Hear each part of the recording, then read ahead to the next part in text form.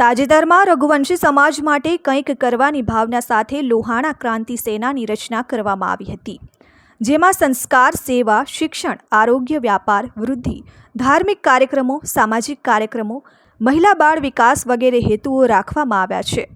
આના અનુસંધાને ક્રાંતિ સેના દ્વારા બાળકો માટે વેકેશન દરમિયાન સમર કેમ્પનું આયોજન કરવામાં આવ્યું હતું.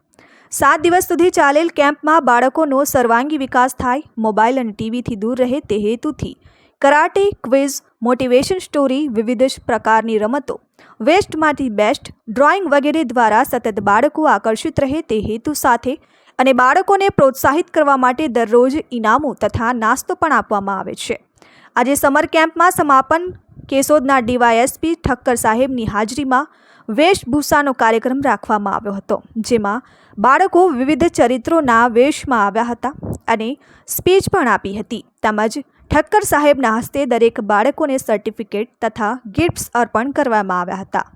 આ કાર્યક્રમને સફળ બનાવવા ડોક્ટર સ્નેહલ તન્ના, દિનેશ કાનાબાર, ભરતભાઈ કક્કડ, ભાવેશ રાભેરુ સહિતના લોકોએ ભારે જહેમત ઉઠાવી હતી. Aniruddhsinh Babariya, RN news, Keshod.